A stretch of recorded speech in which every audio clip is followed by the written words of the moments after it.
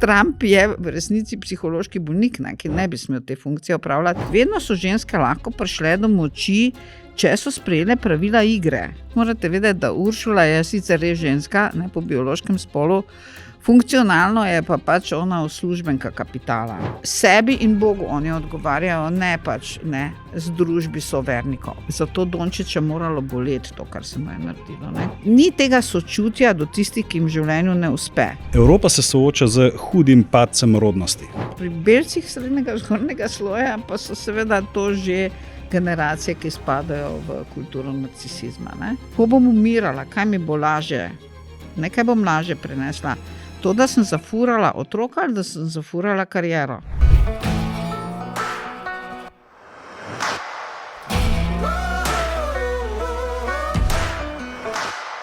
Pozdravljeni in dobrodošli v novi epizodi podcasta Bika za roge. Zopet bomo odgovarjali na vprašanje, v kakšnem svetu bomo živeli čez 10 let. Tokrat bomo odgovarjali na to vprašanje iz vidika družbe in odnosov. In moja gostja danes je dr. Vesna Godina. Pozdravljeni. Zdravo, dober dan. Dr. Godina, da vas na kratko predstavim. Ste doktorica socioloških znanosti, profesorica socialne in kulturne antropologije na Filozofski fakulteti v Mariboru in ste bili Fulbrightova štipendistka leta 2003. Tako je. In še en detajl, predavateljica zelo zanimivih predavanj o družbenih pojavih in odnosih v centru Živa, tukaj v Ljubljani. Tako. In tudi od tukaj se vas, zelo živo spomnim. No, jaz sem bil prvič na vaših predavanjih, mislim, da 14 let nazaj. Ja. In jaz sem si takrat, še zdaj uporabljam vsaj dve stvari. No, me veseli. Ena je, kaj je funkcionalna odraslost, da izberemo prav na mesto fajn. Tako je. To še vedno uporabljam, implementiram mogoče kdaj boljš, kdaj slabš. Ampak uporabljate, dobro. Uporabljam pa. In druga se mi zdela taka tudi zanimiva, je pa, da vsebino sporočila določa prejemnik sporočila. Tako je. To sem si tudi zapomnil, tudi velikrat pride to upoštev, ko se pogovarjava z ženo, naprimer. No, pa tudi, ko se nasploh pogovarjamo. Ne? Ja, tako je. Ja, tako je. Se pravi, glede današnjega vprašanja, bi jaz začel s tem, kje smo danes. In ravno pred kratkim sem prebral vaš članek o primeru Dončić. In moram priznati, da kot športnega navdušenca, da mi je bilo to zelo fascinantno, no, kako ste pisali o tem. Namreč, ker mi, ki spremljamo košarko, vemo, da je to nek poslovni odnos, in da je verjetno tudi Luka vedel, da se mu to lahko zgodi. Ampak se mi zdi tukaj, z vidika današnje teme, se mi zdi zanimivo vprašanje, kaj to pove o nas? Kaj to pove o nas kot družbi, da lahko pride sploh do takih odnosov?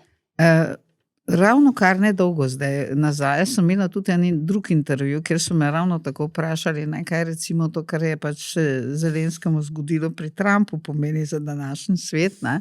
In čeprav se zdi, da sta te dve stvari zelo različni, je treba vedeti, da v resnici nista različni. Ne? Da tako primer Dončić kot recimo tale, bi rekla, nesrečno srečanje v ovalni dvorani, pač kažete na to, da danes živimo v svetu, ki je na nek način opustil rokavice, bi rekla.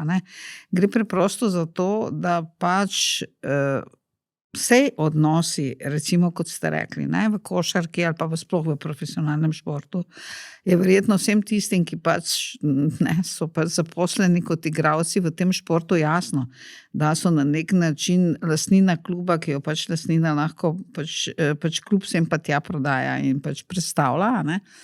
Ampak gre za način. Zdaj, čeprav bi nekdo rekel, zdaj ni važen način, če so odnosi bili takšni, so takšni bili, ampak v resnici tisto, kar je seveda vse nekako razburilo, ko je šlo za primer Dončića, je bil ta način, da torej on kot igralec sam v resnici ni vedel, da bo predstavljen v drug klub, Ni vedel, kdaj bo predstavljen, ni vedel niti za kakšno ceno bo predstavljen, skratka nič od tega. Kar pa seveda pomeni dejansko človeško izničenje. Ne? To pomeni neko človeško izničenje, da ti kot človek v resnici ne šteješ nič.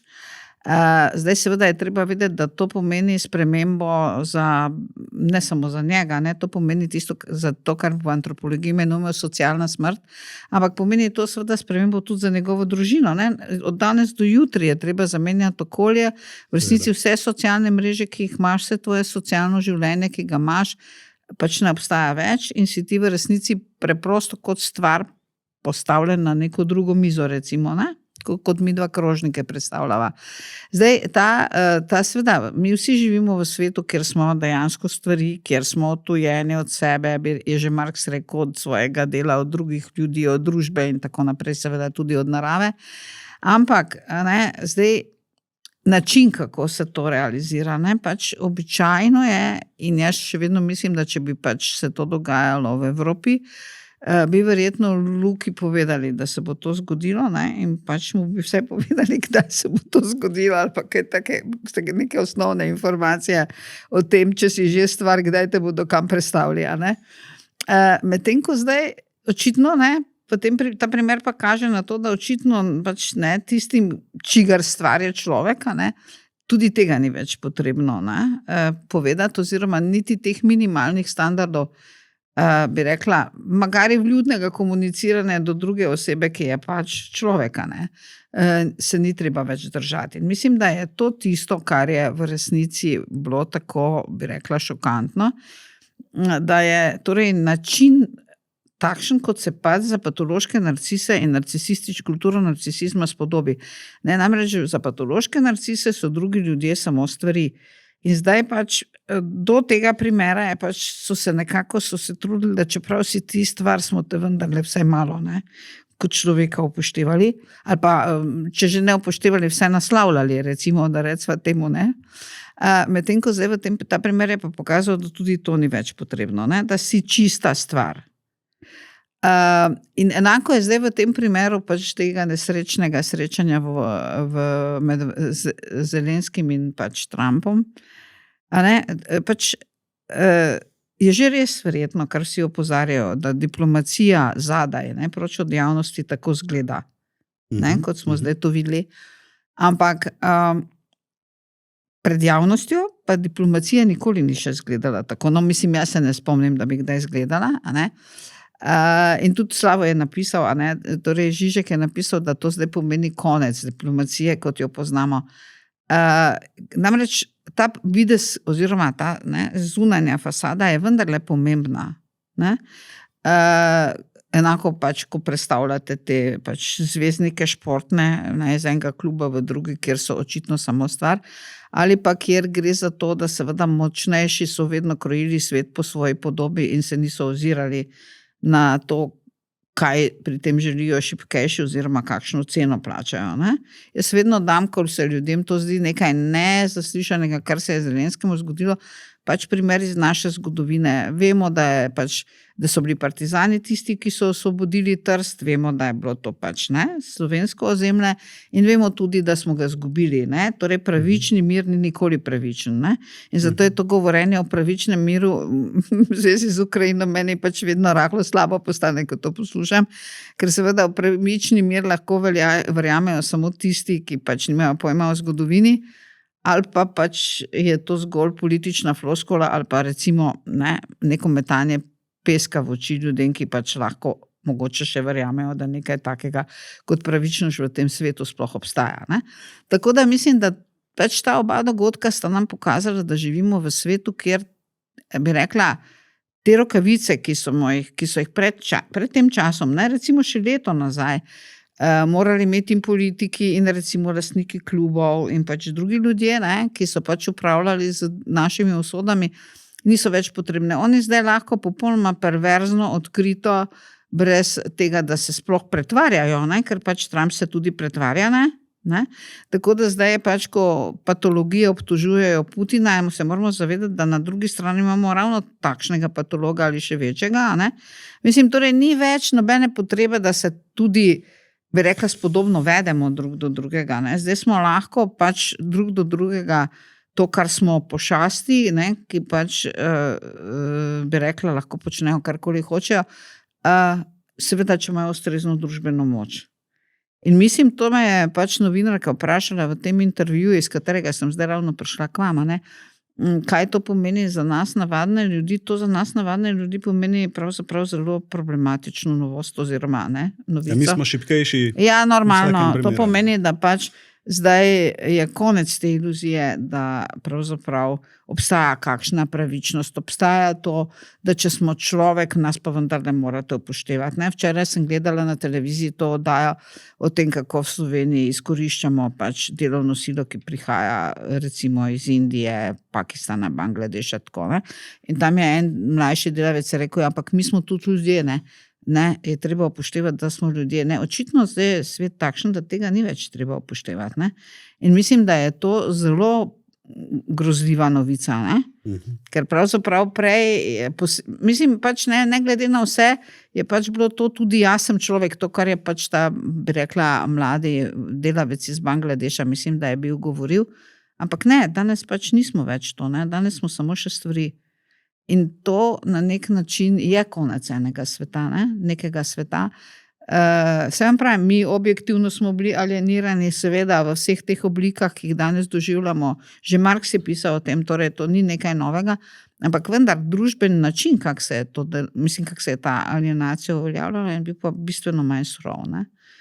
In kako vi pričakujete, da se bo to odvijalo naprej? Recimo, se pravi, vi tle pri Luki ste omenjali izraz redukcija na stvar, ne? In očitno se to v tej, tej relaciji močnejši, šibkejši skozi bolj dogaja. Ja. Kam to pelje v resnici? Ja, to zdaj pelje pač v svet, kjer, mislim, po vsako govorenje o človekovih pravicah ali pa nekih minimalnih standardih, ki jih je treba pač upoštevati, ko pač imamo opravka z ljudmi, oziroma ko imajo tisti, ki so močnejši, opravka z ljudmi, bodo to samo še floskole. Se veste, tudi vse to veliko govorenje o človekovih pravicah imam pač hkrati nek družben korelat, ki se mu reče kršenje teh pravic pravzaprav pri večini ljudi na tem planetu, mislim, ne vem, jaz vedno rečem, ko pač meni govorijo, kako zdaj v ZDA, pač ne vem, je to neka država, kjer se ti pravice upoštevajo in tako naprej, sicer sam koncept tudi izvira od tam, jaz vedno dam primer pač in tako indijanskih domorodcev, ki pač sem jih imela pravico si malo bolj odblizu ogledati, in havajskih domorodcev, ki sem si jih imela tudi možnost malo bolj odblizu ogledati. In pač v tej čudoviti državi, ki naj bi bila model, mislim, upoštevanja človekovih pravic, tako Indijanci kot seveda havajski domorodci so populacije, kjer so jim te človekove pravice kršene 24 ur na dan, 365 dni v letu. Tako da, in to seveda zdaj, če bi šli v Afriko, če bi šli v azijske države, latinsko-ameriške države in tako naprej, bi seveda lahko našli na milijone ljudi v Avstralijo, na milijone ljudi, kjer je pač to njihova vsakodnevna realnost. Zdaj, beli zahod si je na nek način lahko zatiskal oči pred tem dejstvom, da torej kapital deluje pač tako, da smo mi stvari, ki se uporabljajo, kot je kapitalu ustrezno, in če se pač ni ustrezno, pač ni nobenega ne zanima, če bomo tudi umrli od lakote ali kaj podobnega, ali pa od bolezni, kar se seveda tudi milijonom ljudi dogaja. Pač vedeti moramo, da pač predno je kapitalizem tako, bi rekla, čudovito prosvetljiv Afriko, ni obstajalo to, da bi na desetine milijonov otrok umiralo od lakote ali pa kaj takega. To se pač ni dogajalo. To so zdaj, bi rekla, naši zahodni prispevki k pač življenju ljudi, ki niso zahodnjaki. Seveda zdaj na nek način je bilo Zahodu relativno, bi rekla, prijetno, da si je lahko, bi rekla, zapiral oči pred tem dejstvom, ker pač belci, ne, beli zahodnjaki pa tega niso bili deležni. Ne. Mislim, te surove, bi rekla, postvarjenosti in pač vse, kar iz te postvaritve izhaja. Ne. Ampak zdaj naj pač v primeru Dončića ali pa v primeru Zelenski, ne, oziroma pač tega, kar se tam dogajalo, je jasno, da to zdaj ni več nobenih meja. Ne. In to zdaj za nas seveda pomeni zelo grozno novico. Ne. Pravzaprav po eni strani jaz vedno rečem, da tako kot pač zdaj Zelenski upravlja z nami, oziroma za Ukrajino, lahko jutri upravlja z nami. Ne. Veste, če se bo pač, Zelenski, Trump, pardon, če se bo pač Trumpu zazdelo, da bi zdaj pa v Sloveniji on nekaj imel, tako kot se mu pač zdi, da bi v Ukrajini nekaj imel, torej recimo rodnine, ne? In se potem nekomu drugemu zazdi, recimo kot Putinu, da bi tudi on tam nekaj imel, ne? In je dovolj močen in potem se bo zdaj še seveda Kitajcem zazdelo verjetno, da so dovolj močni, ker je zdaj to redefinicija logike, po kateri funkcionira mednarodna skupnost. Mednarodna skupnost je vendar prej se morala držati nekih dogovorov. Ne? Tudi midva, če imava za našim delodajancem sklenjeno recimo neko pogodbo o delu, se ta delodajalec mora držati nekih pravil, ne? Se vemo, da jih pač kršijo, ne? Pač ta, bi rekla, telovadba, kako kršiti pravila, ne? In ne biti kaznovanje, seveda postala ena glavnih družbenih disciplin, a ne? Tukaj okoli, ne? Ampak vendarle imaš ti neko pogodbo in zdaj, če pač nekdo ti hoče vzeti delo, ti lahko rečeš, draga moja šefica, ne? Roke proč, ne? Jaz imam pravico do dela, ta delo je meni zagotovljeno s pogodbo in tudi če sem jaz stara 65 ali pa 67 let, ni nobenega zakona, da ti meni lahko vzameš to delo. Ne? Prej je bil zakon, ne? Ker so vas lahko upokojili po 65 letu, zdaj vas ne morejo. Ne? In ti lahko to rečeš. Se pravi, obstaja vendarle neka družbena pravila obstajajo, ne? Ki so kodificirana in v okviru katerih ti lahko pač, tudi če si šibkejši, se na ta pravila sklicuješ. Ker verjetno pravila tako niso narejena za tiste, ki so močnejši, ne? Če so že ravno pri tem. Ne? Ja, pravi, da so pravila taka, da ščitijo šibkejšega. Ne? Naj bi ga ščitila. Ne? Ampak zdaj to, kar gledamo okoli sebe, je konec takšnega sveta. Ne? To je pač zdaj konec takšnega sveta. To je pač očitno nam zdaj manifestirajo svet, kjer briga koga, kakšne so pravila, ki ščitijo šibkejše, ne? Če pač nam to ne koristi, tega ne bomo prakticirali. A ne? Zdaj pa, če pač šibkejši zaradi tega trpijo, nič hudega. Mislim, se pravim, dobra plat mogoče, če smem sploh uporabiti to besedo, tega, kar se nam zdaj pred očmi dogaja, je, da bomo končno nehali imeti iluzijo, da se to ne dogaja. Ker dokler se je to dogajalo v večini svetovnega prebivalstva, ki nismo bili mi beli zahoda, ne, smo se delali, kot da tega ni. Ne. Zdaj se pa to nam dogaja. Ne samo, da se nam dogaja, dogaja se Dončiću. Ne, v tem je point. Ne. Zdaj, če se to dogaja takšnim belcem, kot je Dončić, ne, takšnim moškim belcem, kot je Dončić, a ne, potem je to resen znak za zaskrbljenost, ne? Ker to pomeni, da se bo seveda mnogo prej dogajalo vsem drugim, a ne? Oziroma se nam dogaja. Ne? In seveda zdaj nastopi neko zelo pragmatično vprašanje, kako bomo v tem svetu mi, ki nismo močnejši. Ne? In tudi vsi tisti, ki nismo beli moški, ne, zahodni, ker pač beli moški zahodni je utelešenje moči prave človeške eksistence in ne vem kaj še vse v zahodni kozmologiji, a ne? Kako bomo dejansko lahko zaščitili tudi neke svoje čisto minimalne pravice, ne? No, tlele se mi zdi, da ste zelo dobro povezali to relacijo, ne, se pravi Dončić pa Trump, Zelenski, a ne, in bi se jaz mogoče malo navezal na omenili ste, da se Dončiću to v Evropi ne bi zgodilo. Ne? Tako da neka diferenciacija tukaj med Ameriko pa Evropo je. Ne? Ja. In zdaj tako nekako se mi zdi, da se delata dva pola, kjer je, se pravi, recimo Amerika in Rusija je ena taka toksična maskulinnost, medtem ko Evropa pa deluje kot malo bolj feminilen pristop. Ne? Torej zdaj tukaj, ali gre za, bi jaz bila glede teh, bi rekla, feminilnosti in tako bi bila jaz zadržana. Pač morate vedeti, da Uršula je sicer res ženska, ne, po biološkem spolu, funkcionalno je pa pač ona uslužbenka kapitala. Ne, tako kot je pač glavna, bi rekla, šefica Centralne Evropske banke, tudi ženska. Ampak zdaj te ženske, ki so tam, one morajo udejanjati principe in interese kapitala po najbolj, bi rekla, brezobzirni logiki. Ja? In zdaj, če ta logika spada pač v tej delitvi, ki ste jo vi upeljali kot moška logika, potem so to sicer telesno ženske, funkcionalno so pa moški. Ne? In zato jaz sicer nasplošno tudi govorim, ko kritiziram zahodni feminizem, ker zahodnemu feminizmu se zdi, da je to, da pač na takih položajih so zdaj lahko ženske, ne? Ker pač prej kao niso mogli biti. To ni res. Ne? Pač Rusijo je vodila Katarina Velika, ne? Avstro-Ogrsko je vodila, oziroma Avstrijo je vodila naša draga, bi rekla, cesarica, ki jo zdaj še vedno vsi Slovenci imajo v čudovitem spominu. Ne? In tako dalje. Ampak hočem reči, to ni res, ne? Da torej ženske prej niso mogle priti do moči. Vedno so ženske lahko prišle do moči, če so sprejele pravila igre. Ne? Torej zdaj pač pravila igre.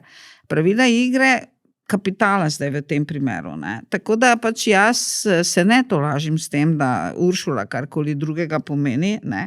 Kot samo drugo telesno pakungo iste logike. Zdaj, ko pa govoriva o razliki med ZDA in Zahodom, tu pa seveda je res, ne? Veste, tudi pač, ko se o tej razliki med ZDA in Evropo razpravlja, pač obstajajo različni pristopi. Ne? Eni pravijo, da gre v resnici za neke pomembne razlike, drugi pravijo, da gre v resnici za razlike v nijansi, ki se potem narcisistično razpihujejo, češ, ne? Bolj smo si različni, kot smo si dejansko različni, ne?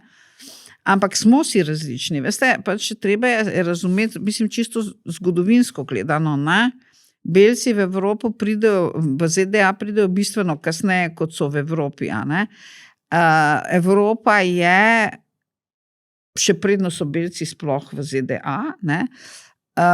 Celina, za katero so značilne teokratske družbe, ki so narejene po modelu pač skladno z krščanstvom oziroma katoliško doktrino. Ne? Tako da jaz se vedno smejem, ko se pač danes Evropejci zgražajo recimo nad Iranom, češ da imajo teokratsko družbo, ne? Jaz povem Evropejcem, da seveda če kdo pač prednjači v zgodovini teokratskih družb, je to Evropa, ne? Ki je imela teokratsko družbo do francoske revolucije, ne? In še tudi potem, torej 1789, in tudi potem tega ni bilo čisto konec. In še tudi danes ni, ne? Se pravi, če kdo uteleša princip teokratskih družb, je to prav Zahodna Evropa. In zdaj te iste logike ZDA nimajo. Ne? Morate pač razumeti, da tja so prišli Belci, tam je bila tradicija drugih in drugačnih družb in zdaj imamo prevedeno tudi v slovenščino odlično delo pač pokojnega ameriškega antropologa, ki je pač za svojimi, bi rekla, drugačnimi pogledi na zgodovino in antropologijo. To je plačal tudi s tem, da ni mogel nadaljevati svoje akademske kariere, recimo v ZDA, torej Davida Graeberja. Ne? Delo je prevedeno v slovenščino pod naslovom Pričetek vsega. In jaz zelo toplo priporočam ljudem, ki bi radi razumeli, v čem je razlika tudi med drugim, ne? Med ZDA in Zahodom, da to knjigo preberejo. Je pa ta knjiga seveda podučna tudi z nekega drugega zornega kota, ker jasno pokaže tisto, o čemer antropologi govorimo že od Franca Boasa, torej 1896, ko je še, bi rekla, The Limitation of Comparative Method, to pomeni o omejitvah primerjalne metode, nek tekst, ki je pravzaprav tekst Taylorjevega nekega predavanja in ga štejemo v zgodovini antropologije za začetek profesionalne vede. Ne? In pač v tem začetku profesionalne antropologije je spoznanje, da mi nismo superiorna družba, ne? Da Zahod ni superiorna družba drugim družbam. In do tega zaključka so v resnici, kot Graeber tudi jasno kaže, ta zavest je bila v resnici Evropejcem v času že pred francosko revolucijo bistveno bolj blizu, kot nam je danes. Ne? Tako da razumete, pač ameriški kontinent ima tradicijo nekih drugih družb. To so indijanske družbe, ja? ki imajo nek svoj koncept demokracije, nek svoj koncept svobode, ki ga je potem dejansko Zahod, torej belci, ne, beli Američani, so ga prevzeli od Indijancev. Ne.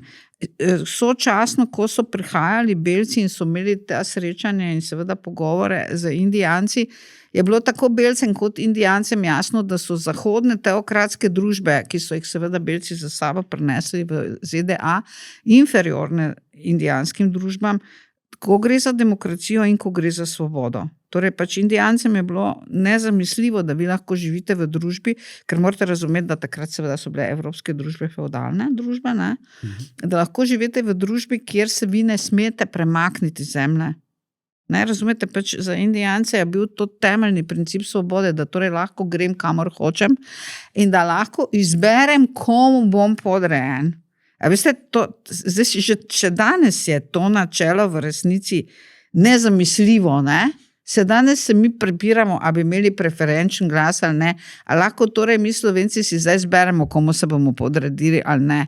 No, samo Američani ne bi pa imeli nekaj tega. Ja, seveda, zato vam pravim, ne? Zdaj ameriška družba, čeprav je prenesla s sabo te pač osnove teokratske družbe iz Zahoda, jasno, ne? Ampak ona se je bistveno bolj prepojila z nekimi elementi, ki so bili značilni za indijanske družbe kot Evropa, ne? Tako da že tu zgodovinsko je velika razlika. Zdaj ta razlika, ki pa zadeva sodobnost in ki ste jo pač omenili glede recimo primera Trump, ne? Ker pač to je za mene primer, ker pač Trump je v resnici psihološki bolnik, ne? Ki ne bi smel te funkcije opravljati in to je seveda povedala tudi njegova nečakinja, ki je pač psihiatrinja, že ko je prvič bil predsednik, ne? In to mimo, če boste pač YouTube zavrteli in malo si pogledali, kaj psihiatri ameriški govorijo, boste pač videli, da ni ona edina, seveda, ki to ugotavlja. Morate se zavedati, ko gre pa za kulturo narcisizma, je pa kultura narcisizma norma v ZDA že, torej ne, v 60. in 70. letih Kernberg in Kohut že imata patološke narcise kot paciente. Torej takrat, ko v Evropi o tem še ni bilo nobenega duha in sluha. Ne? Se pravi, gre torej za to, da ta, bi rekla, sodobni tip narcisistične družbe in birokratizirane kulture, družbe in kulture, ki pač ne, je, zdaj jo že Leš popišal v letu 79, torej klasično, to paralelno v tem času v Evropi ni obstajalo in zato obstaja danes ta razlika. Ta narcisistična drža, drugi so samo stvari, ki jih jaz uporabim in uporabljam jih tako dolgo, dokler jih rabim, jih potem vržem v kanto za smeti, ne? In grem dalje, ker pač to je samo stvar, tako trobčeka, ne? To ni človek, to je stvar. Ne? Zdaj ta drža je bistveno dalj časa uveljavljena že v ZDA kot v Evropi. Zato jaz sem prepričana, da se to v Evropi Dončiću ne bi moglo zgoditi. Še. Ne? Zdaj pa seveda bo zanimivo gledati, kako dolgo še ne? Ker pač namreč zdaj mi smo, kar zadeva kulture narcisizma in tega, je Zahodna Evropa pač nekaj desetletij za ZDA, ne? Torej ima tudi manj generacij te izkušnje, manj časovno je družba takšna in seveda zato pač neke prakse, ki so v ZDA čisto normalne. Veste, kako hočem reči, jaz, ko sem bila v ZDA, ko ste ravno omenjali, ne? Ko sem bila Fulbrightova štipendistka in sem potem v resnici dobila podaljšanje te štipendije in sem delala potem na Hawaii Pacific University celo leto in sem tudi učila študente, ne? Že takrat se študentom ta rek tudi jaz sem človek, ne, ko sem jaz študentom razlagala, da pač v slovenski kulturi obstaja nek rek tudi jaz sem človek, ki ga zdaj vsak Slovenec razume in jaz tudi mislim, da je za to Dončića moralo boleti to, kar se mu je naredilo, ne, ker pač ta neki temeljni kulturni standard krši, ki je slovenski standard, ne. Ta standard pomeni, da je nepomembno, kdo si, ni pomembno, kaj imaš, ni pomembno, ali si bogat ali nisi bogat, ni pomembno, ali si na vrhu družbene lestvice ali na njenem samem dnu, ampak ti si vedno človek. Se pravi, to je nekaj, kar je neodtujljivo tebi, a ne? Kot Slovencu. Zdaj, seveda, to, kar so z njim naredili, je bilo popolno zanikanje tega načela, ne?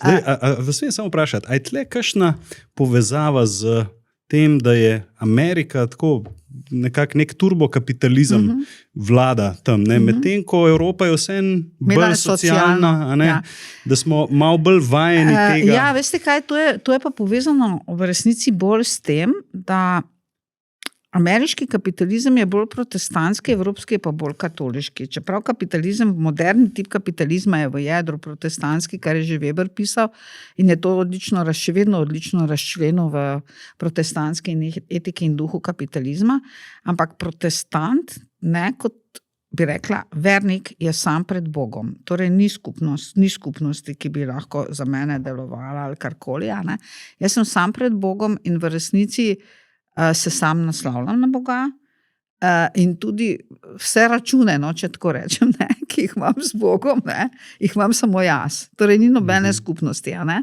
Medtem ko v katoliški različici pa seveda katoliki se pa preko skupnosti naslavljajo na Boga. Torej ta skupnost je recimo skupnost vernikov, ki je lokalno, neka župnija ali kaj takega, ampak je seveda potem tudi katoliška cerkev, je tudi seveda papež, kot njen zastopnik. Zdaj, nimate vi nimate paralelne protestantske institucije katoliški cerkvi, razumete? Zato, ker v resnici kolektivni odnos do Boga v protestantizmu ne obstaja. In seveda, Weber je tudi seveda razložil, kako v resnici ta individualni odnos do Boga je dejansko šele omogočil dejansko oblikovanje uspešnega sodobnega zahodnega kapitalizma, kar v resnici, če zdaj zelo skrajšam, poteka, ampak je ključno za odgovor na to, kar ste vprašali, poteka po tej logiki. Jaz kot človek sem že pred rojstvom oziroma ob rojstvu izvoljen ali ne. To se pravi, Bog se je že na začetku odločil, ali me bo zdaj poslal v pekel ali me bo poslal v nebesa. In jaz ne morem nič narediti za to, da bom si nebesa zaslužil, kar je seveda popolnoma drugače kot v katoliški logiki, ker gre za to, da si ti to služiš in zaslužiš, če si zaslužiš. In zdaj jaz v resnici, moja dolžnost je, da na tem svetu počnem to, za kar me je Bog izvolil. To pomeni, v tem smislu je za protestante ključna nocija poklica. Ne delati za to, da preživiš, ampak poklic. Poklic pomeni poiskati tisto, za kar me je Bog poklical in to delati maksimalno dobro. Zdaj, če vas je Bog poklical za to, da boste lastnik, potem morate biti lastnik. Če vas je Bog poklical za to, da boste druge izkoriščali, potem jih morate izkoriščati. In to ni nekaj, kar bi bilo lahko predmet moralne razprave, ker vam je to pač Bog naložil, to je vaša funkcija. Tisto, kar morate vi početi, je to, da vi to počnete maksimalno dobro.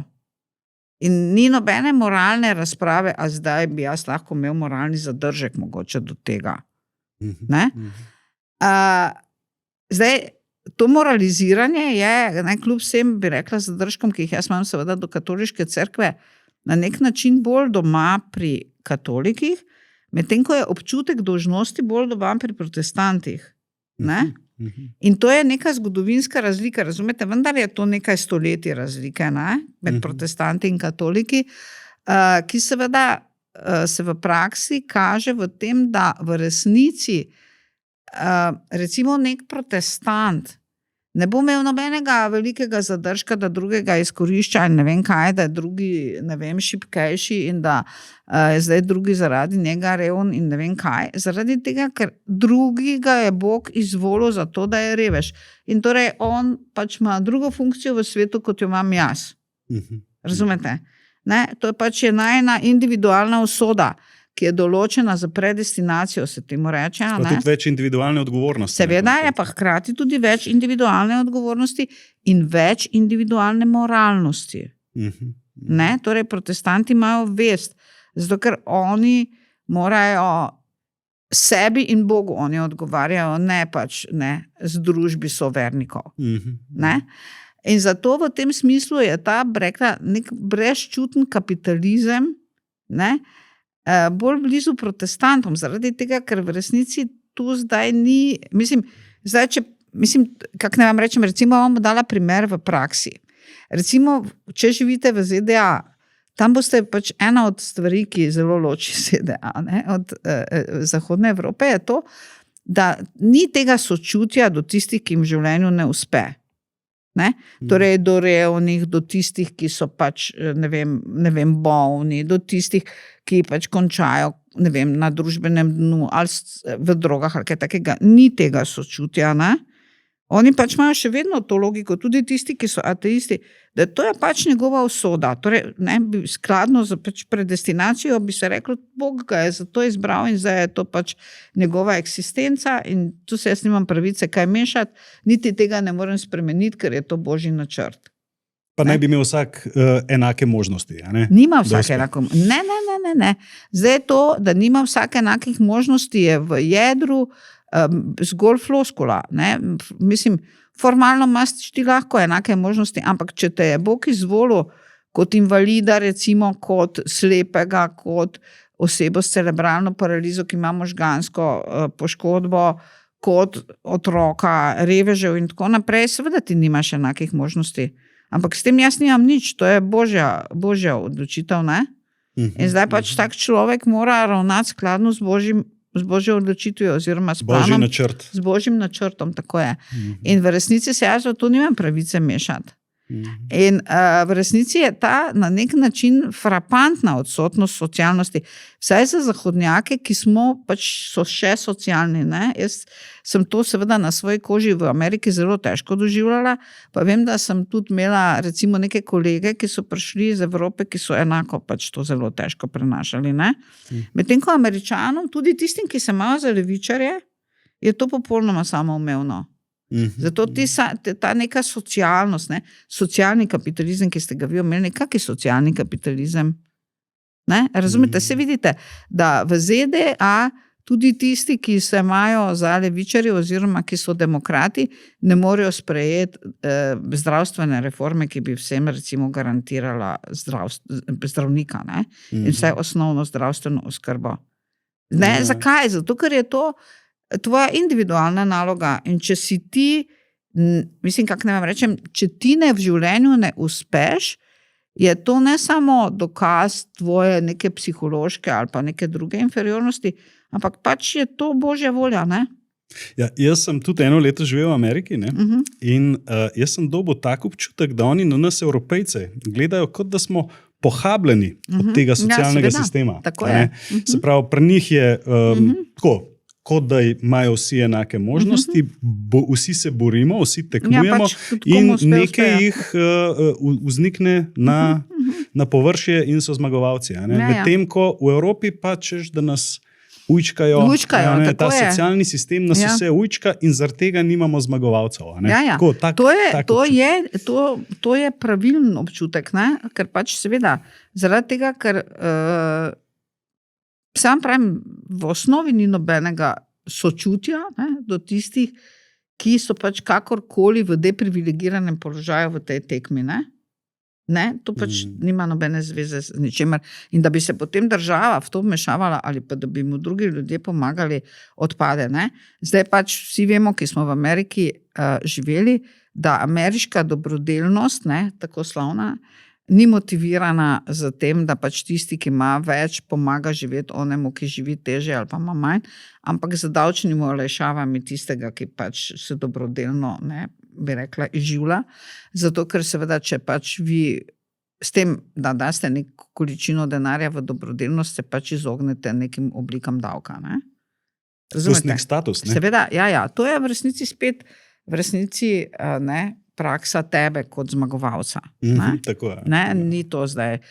Mislim, ker recimo dobrodelnost v Sloveniji, ne, če pa gledate, pač jaz vedno dam za primer ravno december, ne, ker pač se veste, so ti koncerti dobrodelni in potem ljudje imajo to anonimno številko, enako vsi kličemo in pač nek denar damo. Je pa v resnici, ne, dobrodelnost anonimnih, ne. Noben tisti, ki je dobrodelen, to njemu ne prispeva, mu ne dvigne statusa v javnosti, ne, razen pač v sebi, ne, pač veš, da si nekomu pomagal. Ne. Ampak nima pa to te dimenzije, ki jo pa seveda v ZDA, to je čisto druga dimenzija. Ne. Tako da tu gre za velike razlike. Jaz še vedno pač kot čisto, tako bi rekla, tudi čisto strokovno, ne, kot z kulturno-antropološkega zornega kota sem prepričana, da tukaj gre za neke pomembne razlike med Zahodno Evropo in ZDA.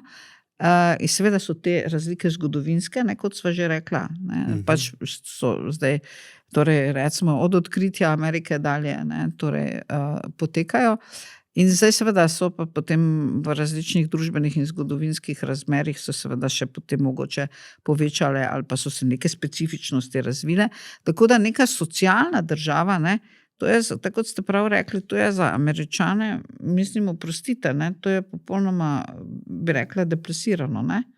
Zdaj pač razumete, to je v nasprotju za protestantsko logiko, kak je svet urejen in bi v resnici na neki točki kršilo Božjo voljo, ne? Tudi pri tistih, ki so seveda ateisti, ampak to je zdaj splošna kozmologija, je taka in to je za njih čist mimo, ne?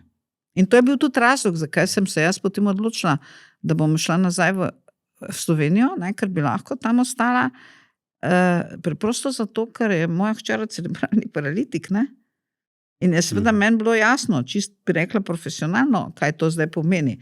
Da če si ti cerebralni paralitik in moraš v takem svetu, ki je popolnoma brez sočutja preživeti, ne?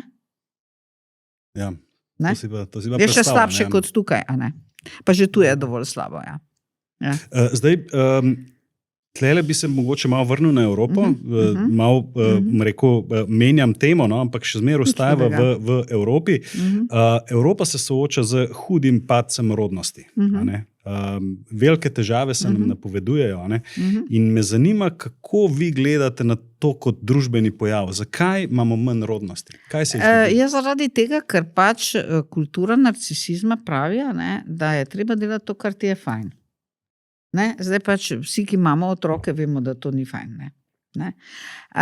Zdaj pač imeti otroka v pač sodobnem neoliberalnem kapitalizmu in teh zbirokratiziranih družbah, v katerih živimo, je povezano z celo vrsto zapletov in nefajnov. Ne? Zdaj v resnici, če vi vzgajate otroke tako, da odrastejo v odrasle, ki med fajn in prav izberejo fajn, ne pa prav, a ne? Potem se bodo taki ljudje težko odločili za otroka. Ne? Mislim, seveda lahko dobijo otroka pač po nesreči, da rečeva tako, ne. Ampak, da bi se pa zdaj mi odločili, da bi imeli otroka, to pa seveda pomeni, da ne bomo mogli iti na, ne vem, na smučanje, da ne bomo mogli iti na potovanja, da nam bo standard padel, da moramo zamenjati stanovanje, do stanovanja ne moremo priti. Ne? To je dražje življenje, kako bi rekla, manj komod življenje, ne. In seveda življenje, v katerem je treba dati mnogokrat prednost nekomu drugemu, ne pa sebi.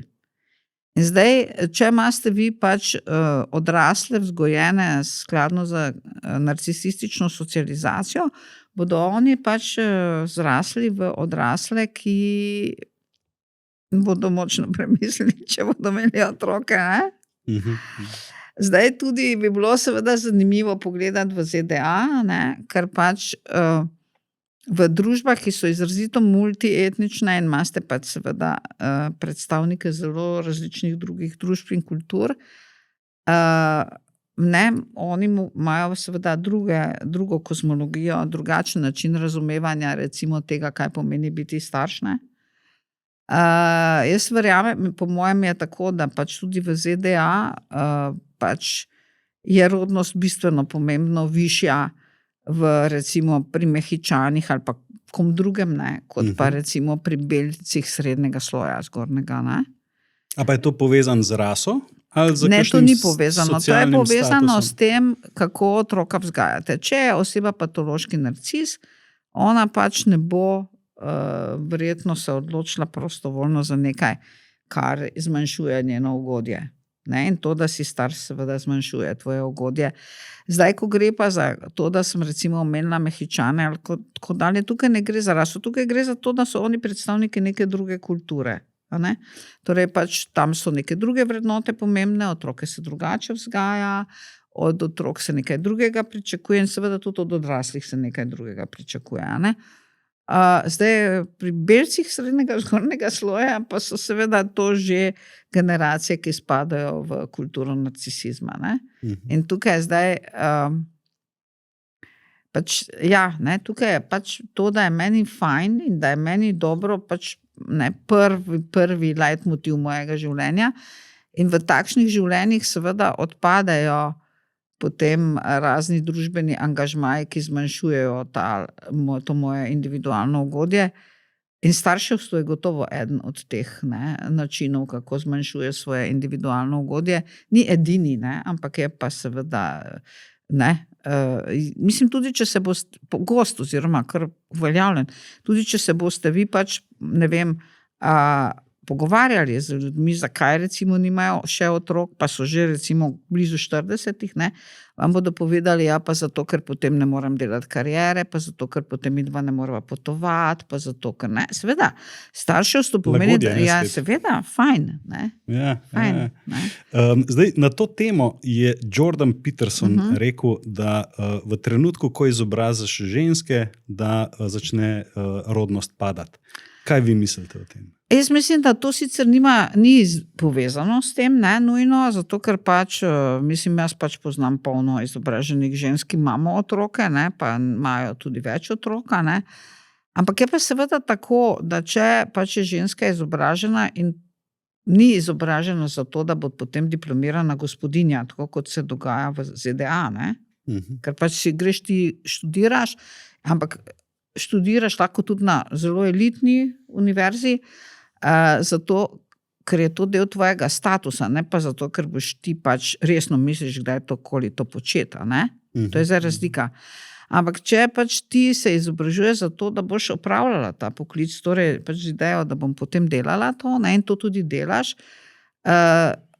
tu ne gre po mojem toliko za, kako bi vam rekla, to, da bi pač izobrazba bila a priori proti temu, da pač imamo otroke, ampak, ali pa nek dejavnik, ampak gre bolj za to, da če si ti zdaj ženska in hočeš resno v pač tem svetu, ki je neoliberalen in pač takšen, kot sva se še pogovarjala, brezčuten in tako naprej, delati kariero, je vprašanje, kako boš to dvoje združeval. Kako boš ti to dvoje združeval? Jaz to lahko povem tudi iz svojega primera, torej moja hčera je cerebralni paralitik od rojstva. Jaz sem se seveda takoj, ko je pač bilo jasno, kako je z Mašo in kaj se bo z njo dogajalo, morala odločiti za kariero ali za Mašo. Jaz sem se seveda odločila, da bom še vedno delala svoj poklic, torej pač univerzitetna profesorca bom, ampak sem se pa seveda morala zavestno odreči uspešni karieri. Zato, ker je bilo jasno, da tega ne morete skupaj peljati. In ko sem pač povedala to nekim mojim mlajšim kolegom, ki so pač še vsi tako nadobudno navdušeni v tem neoliberalnem, bi rekla, duhu, in sem potem v življenju kaj zgodi, in potem jim jaz rečem, da pač v življenju pridejo trenutki, kjer se moraš ti odločiti. In jaz sem se pač tako odločila, zato ker pač je meni bilo, dobro, jaz sem pač klasično socializirana, moj oče je bil učitelj starega kova in imam tisto klasično vest, ki je pač neki, bi rekla, ostanek preteklosti. Ampak, ko sem se jaz pač morala odločiti, sem si predstavljala, da ko bom umirala, kaj mi bo lažje, kaj bom lažje prenesla. To, da sem zafurala otroka ali da sem zafurala kariero. In pač sem ugotovila pri sebi, moja vest je meni rekla, da bom lažje umrla s tem, da sem zafurala kariero, kot zafurala otroka. In sem se pač tako odločila. In ko pač so zdaj neki moji mlajši kolegi bili v teh dilemah in sem jaz to povedala in so potem oni tako rekli, wow, ampak to je pa ful težka odločitev, ful grozna odločitev je to. Meni je bilo pravzaprav, nisem se nasmejala, ampak mi je bilo smešno, ker pravzaprav to je del odraščanja. Človek se mora odreči nečemu, da ima nekaj drugega. In to je tudi, ne vem, če hočeš imeti partnerstvo, se pač odrečeš drugim partnerjem zato, da imaš enega. Odrečeš se tistemu, kar pač imajo drugi ljudje, drugi moški, recimo, če si heteroseksualen, tako kot jaz, in bi rad imel, se temu odrečeš zato, da imaš enega moškega, To pač je tako, to je del odraslosti. In potem, ko so pač meni neki ljudje, ki so zdaj že univerzitetni profesori, rekli, wow, ampak to je pa mogla biti grozna odločitev, sem se jaz pravzaprav nekje v sebi nasmejala, ker sem si rekla, gled, to so še vedno otroci, To so še vedno odrasli otroci.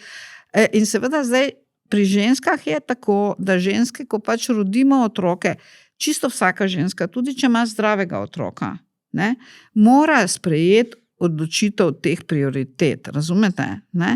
In zdaj dostikrat ženske sprejmemo pač odločitev, da je prioriteta otrok, ne karijera. Ne?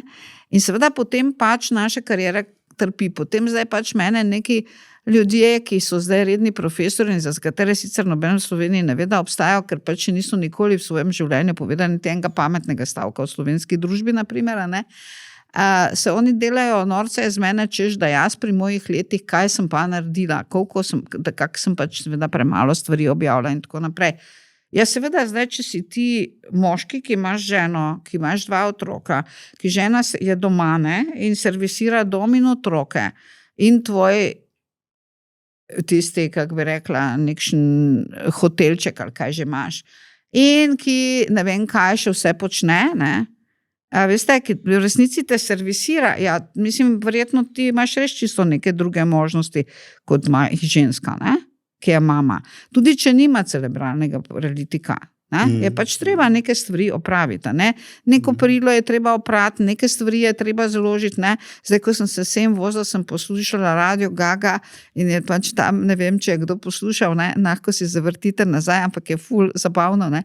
Ker je pač v nekem odlomku pač ne vedno radi imitirajo Plestenjaka, ne? In so ga zdaj imitirali v smislu, kako se on zdaj zahvaljuje ženskam, kako ste vi čudovite, da skuhate in pospravite in pač bi rekla posteljnino zamenjate, kar je neka stvar mitska, ki je moški ne znamo, čist ne razumemo, zakaj tukaj gre in zložite perilo, še predno se mi sploh zavedamo, da bi perilo moralo biti zloženo in tako dalje. Razumete? Pač ne, razumete, vsak človek ima 24 ur, ne? Ja. In zdaj pač tih 24 ur moraš razdeliti, ne? In zdaj pač, no mislim jaz, ki sem seveda samohranilka in imam otroka, ki je cerebralni paralitik in sem posebej še pač univerzitetna profesorica zasmehovana strani mojih mlajših kolegov, ki seveda imajo doma žene ali pa sploh nimajo, niti ženi in otroki, samo članke pišejo, ne? Ampak kljub temu še vedno niso povedali nič pametnega o tem svetu ali pa o tej družbi, ne?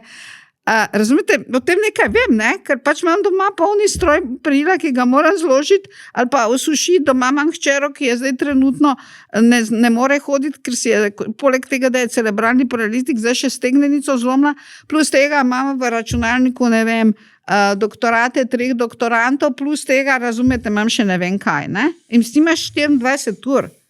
In zato gre, ne, zato, da seveda nekatere ženske se pa seveda potem odločijo, da ne bodo imele otrok. Razumete, to je racionalna odločitev. Ker zdaj, če ti v tem svetu hočeš tekmovati z moškimi, ki jim žene opravljajo celotno to infrastrukturo, a ne, potem moraš biti samska ženska, ne? Razumete, in seveda to vpliva na prej omenjeno nižanje rodnosti, ne? Tako, seveda, tako, ampak to je zato tako, ker dejansko v družbah nimamo organiziranih podpornih služb, ki bi ženskam, ki smo v službi, omogočale vsaj v osnovi enake možnosti.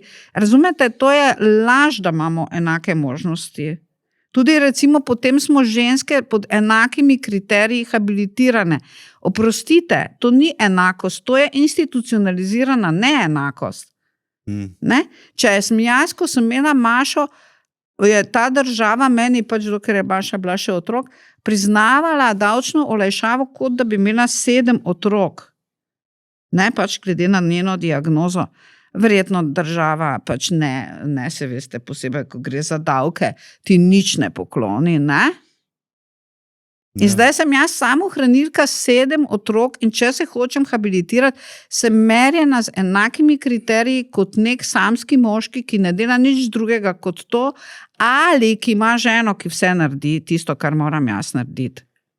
In potem rečejo, to so enake možnosti, zato sem vam rekla, to niso enake možnosti, to so institucionalizirano neenake možnosti, ker bi bilo treba pogledati, koliko časa ima ena oseba na razpolago, da se recimo lahko posveča pisanju člankov. Ja, to je pa zdaj problem davčne politike, ki očitno tega neustrezno mislim, pa sam pravim, davčna politika še najbolj obravnava v primerjavi, še najbolj upošteva. Meni so upoštevali olajšavo, kot da bi imela 7 otrok, pa sem imela samo enega. Okay. Medtem ko recimo na vseh univerzah slovenskih, kjer sem delala, nobenega ni nikoli zanimalo, da jaz pač moram sama skrbeti za osebo, ki je cerebralni paralitik, da sem sama potem tudi zbolela vmes in sem imela raka in tako naprej. To ni bilo nič važno. Imaš ti v 5 letih to ali nimaš? Razumete? Torej v nekih sferah, ki so kao naj bi bile silno humane in človeške, ne vem, razsvetljene zaradi tega, ker tam delajo neki izobraženi ljudje, imate opravka z popolnoma brezobzirno neoliberalno logiko. In seveda se potem dostikrat ženske pač ne odločijo, da imajo otroke, ker je popolnoma jasno vsaki ženski, ki je pač minimalno izobražena, kaj to pomeni. Seveda, breme je skozi večje. Breme je skozi večje. In seveda hkrati nimate vi nobenih podpornih služb. Če zdaj vi hočete imeti gospodinjo, si jo morate sami zaposliti. In zdaj, če si jo zaposlite ilegalno, vas lahko zakonsko preganjajo. To pomeni, da morate vi si vzeti žensko, ki jo zaposlite za deljen delovni čas in jo iz svoje plače plačujete, zato da vam bo pomagala recimo pri gospodinjskih opravilih ali pa pri skrbi za otroka. Če imate pa seveda otroka, ki je kakorkoli ima posebne potrebe, mislim, potem pa on dobi, ne vem, 1 uro pomoči na teden. Veste, kaj hočem reči? Pa kdo se dela iz nas norca? Ja. A veste? A smeva tlele sam še eno zadevo, kar se tiče rodnosti. Ja. Kaj pa partnerstvo? Kako pa sodobno partnerstvo vpliva na rodnost? Ja, negativno, zaradi tega, ker partnerstva niso več trajna, ne? A veste, zdaj je zadeva taka, da pač se povečuje količina partnerstv, ki temeljijo na dogovoru. Mi dva sva skupaj, dokler nama je fajn. Ko nama ni več fajn, bova pa šla na razen. Ta otroški princip. Seveda, ta infantilni princip. Zdaj to seveda pomeni, da je potem vsake ženski jasno, da pač bo tale lahko šel kadarkoli. In potem bom jaz ostala, ne vem, skupaj z njegovimi 3 otroci, Zdaj, obstajajo seveda neevropske družbe, kjer tudi imajo to logiko, ampak tam je logika takšna, da obstaja širše sorodstvo, ki potem pomaga tej ženski pri tem, da seveda vzgoji in preživi te otroke. Danes ni nobenega širšega sorodstva, danes ste sami, In če se hočete od države kaj dobiti, morate iti skozi ne vem kakšne birokratske boje, pa še to ni nujno, da boste kaj dobili. Torej, jaz, ko sem šla skozi birokratske boje za to državo, zato da bi nekaj dobila od Maše, nismo dobili nič. Razumete? In to ti vzame 3-4 leta tvojega življenja. Se pravi, v resnici je to, mislim, ta oblika partnerstva in seveda tudi sorodstva, ne gre zdaj samo za partnerstvo, ampak gre za torej to izolirano nuklearno družino, ker ni drugih sorodnikov zadaj, na katere bi se ti lahko zanesel. Zdaj seveda pač vsaka ženska bo pač 10-krat premislila, predno si bo umislila otroka, mogoče enega si bo umislila v prvi zaljubljenosti, potem bo v praksi videla, kako to zgleda in potem bo zelo premislila, če si bo drugega umislila, Veste? Pač zdaj nestabilna partnerstva plus odsotnost širšega sorodstva seveda logično negativno vplivata na to, da se ženske odločajo za otroke, Ker vendarle za otroka ti moraš imeti neko minimalno socialno sigurnost. Veste, kako hočem reči? Zdaj, minimalna socialna sigurnost ni, da imaš ti mogoče neko socialno pomoč, ki si jo moraš izboriti po ne vem kakšnih vseh postopkih na, bi rekla, centrih za socialno delo. Veste, tudi morate razumeti, da pač dosti žensk niti ni dovolj, bi rekla, izobraženih, da bi se lahko to vojno šlo z temi institucijami. Jaz, ki sem recimo izobražena, sem morala na nekih točkah poiskati pomoč moje nekdanje cimre, ki je odvetnica, ker nisem več vedela, kaj zdaj treba narediti. In potem, ko je ona to pogledala, je mislila najprej, da se jaz motim in potem je ugotovila, da je tako, da dejansko ne more Maša dobiti ničesar. In zdaj hočem vam reči, potem torej to pomeni, da jaz moram kot mama recimo hoditi v službo, skrbeti zase, skrbeti za mojega otroka, služiti seveda tudi za njo, ker ona maksimalno, kaj lahko dobi, je socialna podpora, da pa ni zadosti niti, da bi si fizioterapijo plačala, kaj šele kaj drugega. Ne? In potem, če jaz rečem v službi, da bi še 1 leto delala, zato ker pač zdaj se je hčera zlomila nogo in rabimo pač intenzivno fizioterapijo, ki seveda moram jaz plačevati, kdo bo pa plačeval, si nobenega drugega v tej državi, ki bo plačal, bodo vsi moji cenjeni kolegi dobili živčni zlom zaradi tega, ker jaz odžiram delo mlajšim ali ne vem, komu ga že odziram. Ne? Razumete, to je pač realno stanje. In zdaj jaz zelo sem prepričana, da ženske, ki to od blizu gledajo, se za to ne odločijo. Več. A ne? To je povezano ne samo s tem, povezano je tudi s tem novim trendom, ko mlade ženske si najdejo moškega, ki jih bo vzdrževal, nočejo iti v službo, ne? In so pač zavestno njihove priležnice, ljubice ali karkoli že. Ne? Ja, potem so se pač feministke na tem zgražale. Jaz sem rekla, jaz pravzaprav se ne zgražam po vsem tem, kaj sem dala skozi v življenju in kar še dajem skozi, ne? Se ne zgražam, ker moja želja je, da bi moja hčera umrla prej kot jaz. A veste, da to je za eno mamo skrajno nečloveška želja. Ampak to je povezano s tem, da jaz zelo natančno vem, da če bom jaz umrla pred mojo hčero, ona nima šanse, da bo lahko živela normalno človeško življenje. Ne? Ja, in to je, veste, to je grozna resnica. Srhljiva misel. Ja, ne, to je zelo srhljiva misel, ne? Da si človek zamišlja, če bom jaz tako bolana, da vem, da če bom 6 mesecev umrla, kaj bom zdaj nas naredila?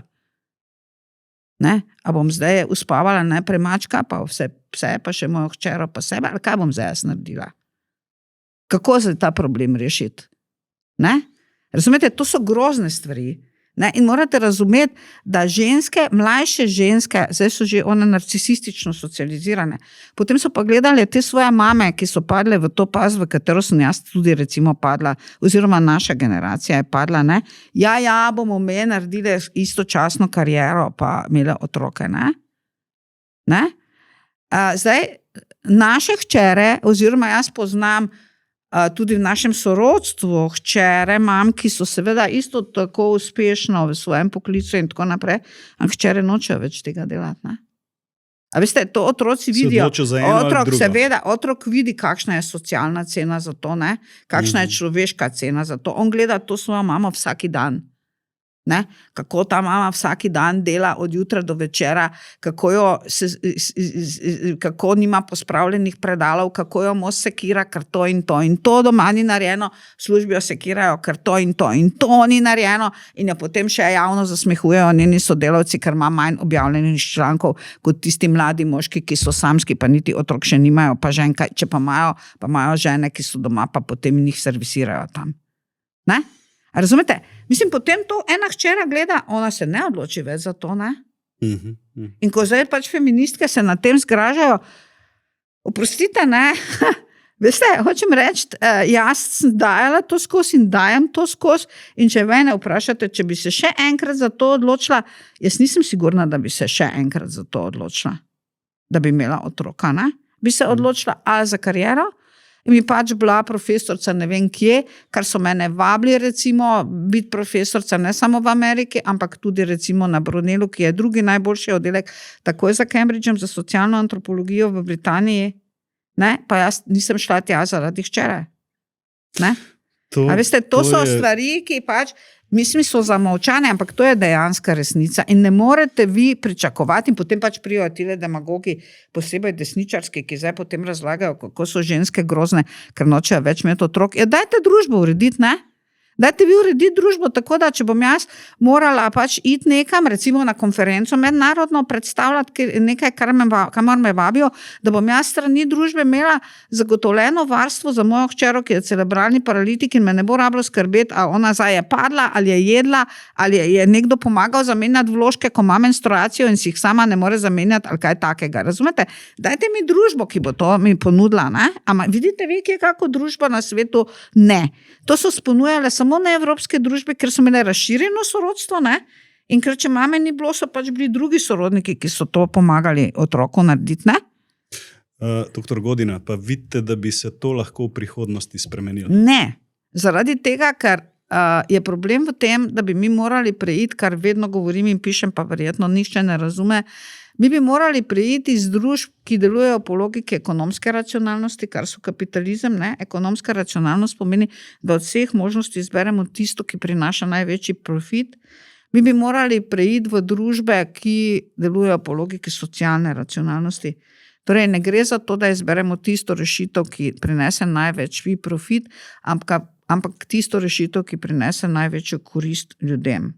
Ja? Največjo družbeno korist. Ja, družbi kot celoti in posameznikom in posameznicam v tej družbi, ki tu živijo. In zdaj, kako bi rekla... Tega ne vidite na obzorju? Veste, kako vam bom jaz rekla, 99,9% vseh človeških družb je bilo takih. Vse kapitalizem, sodobni moderni kapitalizem, ki je uvedel ekonomsko racionalnost, to je, če vzamete, da so človeške družbe imamo ljudje zadnjih 40,000 let, nekateri antropologi, recimo Tobias pravijo zadnjih 120,000 let, ne? To se pravi, to je dolgo obdobje, ne? Kapitalizem imamo, dobro, recimo 350 let, bodiva velikodušna, mislim, sodobni, moderni, ne? Ja, ne? To je zdaj nič v primerjavi z 120,000 leti, ne? Se pravi, vse druge družbe so bile socialno racionalne in so delovale tako, da so pač sprejemale tiste prakse, ki so bile za ljudi najboljše, ne glede na to, ali so prinašale največjo ekonomsko korist ali ne. Te družbe so preživele in te družbe niso same sebe uničile. Ja? Zdaj imamo kapitalizem, torej neko družbo, ki na tej, bi rekla, v tej, bi rekla, množici družb predstavlja manj kot eno kapljico v oceanu, ne? In ta družba bo uničila ta planet in bo uničila našo vrsto in uničuje druge žive vrste. Ne? Po logiki ekonomske racionalnosti, ker pa zdaj se vrnemo na prvo vprašanje, ker smo vsi, torej vsaka žival, vsaka ruda, vsak človek, vsako drevo, v zrak in vse, smo samo stvari za zaslužek. Ne? To je zdaj ekonomska racionalnost in se naredi to, kar je pač prinaša največji zaslužek. Ne glede na to, kaj to pomeni za ljudi, kaj to pomeni za planet, kaj to pomeni za druge žive vrste, kaj to pomeni za preživetje naše vrste na tem planetu. Ne? Zdaj, če se direktno vrnem na vaš odgovor, ko sem zdaj pač pojasnila to, kar je socialna, ekonomska racionalnost, kar mislim, da pač je treba pojasniti, ker ljudje drugače tega ne razumejo. Ne? Zakaj sem pesimist? Poglejte, če imamo mi planet, ki nam propada in sledimo vsaki podnebni konferenci, jaz si sledim, ne? In vsaka podnebna konferenca vedno znova nas poduči, da čeprav vsi vejo, kaj je treba narediti, se to ne naredi zato, ker to zmanjšuje profit. Če torej je vrsta ogrožena in planet in se ne morejo te grozljive družbe, v katerih živimo, zahodne, odreči ekonomski racionalnosti zato, da bomo mi preživeli, potem je seveda absurdno misliti, da se bodo odrekle ekonomske racionalnosti zato, da bo ženskam v teh družbah boljše ali pa zato, da bodo one rodile več otrok. Veste? To je zdaj minoren problem v primerjavi s tem, da pač bomo planet uničili. Ne? In potem eni rečejo, se imamo tehnologijo, ki bo planet rešila. Tehnologijo, ki bo planet rešila, imamo mi, mislim, da vsaj 50 let že, a ne? Ne gre zdaj za tehnologijo, gre za to, kako jo uporabljamo. Ne? A veste, kako jo zdaj mi uporabljamo? Tako, da reši planet ali tako, da ne? Tako, da profit, ne? Ali bomo zdaj, seveda, ali bomo zdaj 650 plus 150 milijard uporabili za to, da bomo se militarizirali ali za to, da bomo naredili mir? Ne? A veste, pač, ne? Ali bomo umetno inteligenco uporabili za to, da bomo ljudi podredili ali za to, da bo ona podrejena ljudem, ne? Mislim, mi imamo tehnologijo, ampak tehnologija, kot je Marshall Salins povedal, svetovno znani ameriški antropolog, ki je tudi prvi popisal te družbe, ne, ki so socialno racionalne in je potem napisal, če je kdaj obstajal kak komunizem, je to bil komunizem v praksi. Edini, ki je kdaj obstajal. To ne pomeni, da so te družbe bile družbe enakih in da so bile popolnoma pravične družbe in da niso poznale vojn in tako naprej. Niso pa recimo poznale sistemske revščine. Torej niso poznale tega, da en del ljudi mora biti reven, da družba lahko funkcionira. Ne? Ja, jaz bi zdaj se še ustavil na glavnem vprašanju današnje epizode, in to je, v kakšnem svetu bomo živeli čez 10 let. Jaz se bojim, da bomo živeli v svetu, ki bo še vedno deloval po logiki ekonomske racionalnosti, kar je seveda zelo slaba novica. In se bojim, da bomo živeli v svetu, ki bo še bistveno bolj surov, kot je to, kar smo zdaj doživeli pri vovalni dvorani ali pa pri primeru Dončić, ne? Se pravi, še močnejši, bojim bojo še bolj izkoriščali. Veste zakaj? Zaradi tega, ker ne gre zdaj za to, da bi mi ne vedeli, kaj je treba narediti. Ne, mi to vemo, že zdavnaj vemo. Ko sem jaz Lučko Kafež Bogataj vprašala, kaj si zdaj ona misli pač o teh podnebnih zadevah, pač včasih na kakih konferencah sediva skupaj in sva sedeli tudi skupaj, ko smo ustanovili to Akademijo za trajnost in razvoj Slovenije. Je ona pa sem jaz jo vprašala, Lučka, dajte mi vi povedati, vi mislite, da vsi ti argumente, pa vse to znanje, pa vse to bo kaj pomagalo? Ona je rekla ne. Ona je meni rekla ne. Jaz mislim, da se bodo stvari spremenile šele takrat, ko bo proizvodna hrane zaradi uničenega okolja postala tako draga, da bo to postal ekonomski strošek. Ne, se pravi, ko bo pač nazaj po logiki ekonomske racionalnosti nas darilo tisto, kar imamo zdaj zastojn, ne? Ko ne bo več zraka, ki bo zastojn, ko ne bo več rodovitne zemlje, ki bo zastojn in tako naprej, ne? Razumete, ne? Zdaj, kakšen svet bo to? Ko ne bomo imeli več za jesti. Ja, tako je. Kakšen svet je to, ne? Niti vi, niti jaz ne bi rada v tem svetu živela, verjamite mi, ne? Ampak se bojim, torej tudi ona, ki ni družboslovka, ne? Pač vidi, da je problem ne v tem, da mi tega ne vemo. Saj ona to na vsaki konferenci vedno znova pove, kako je s to zadevo, ne? Pa Plut to govori, pa jaz to govorim, če zdaj pač za Slovenijo povem. Ampak kaj to kaj pomaga? Seveda ne. Gospodarska zbornica je zdaj povedala, da naj se slovenski proizvajalci, pač industrija naj se preusmeri iz tega, da je podizvajalec nemške avtomobilske industrije, preusmeri v vojaški sektor, ker je vojaški sektor najhitreje ekonomsko rastoči sektor. Ne? In zdaj je to kao neutralna informacija. Kakšna neutralna informacija je to? Razumete, vojaški sektor za to, da lahko preživi, rabi vojne. To pomeni, vojaški sektor za to, da lahko preživi, mora ubijati druge ljudi. Ja? In to zdaj naša formalna politika govori. In to je zdaj neutralno sporočilo. Mislim, ja, zdaj ljudi, ki ne razumejo, je neutralno sporočilo. Ne? In zato pravim, ni problem, da mi ne vemo, zakaj gre. Problem je, da nimamo akterjev. Veste, jaz vedno rečem mojim študentom, mi bi danes rabili prvo internacionalo. To se pravi mednarodno zvezo tistih, ki so v tem družbenem globalnem sistemu resnici eksploatirani, da bi oni dejansko uskladili svoje aktivnosti. Zdaj tu ni treba izvajati revolucije, tu je treba samo en mesec ne hoditi v službe pa v trgovine, pa bo sistem propadel. Ne, ni zdaj treba nobenega klanja na cestah več. Ne, stvar je pripeljana tako daleč, da zdaj to več ni potrebno. Ampak dejstvo je pa, da seveda vi morate vedeti, da tega akterja nimamo. Ne? A veste, danes pač vsi ljudje, celo ljudje, ki pač pridejo iz neevropskih držav na zahod, oni pridejo zato, da bi imeli boljši avto pa boljši mobitel. Ne?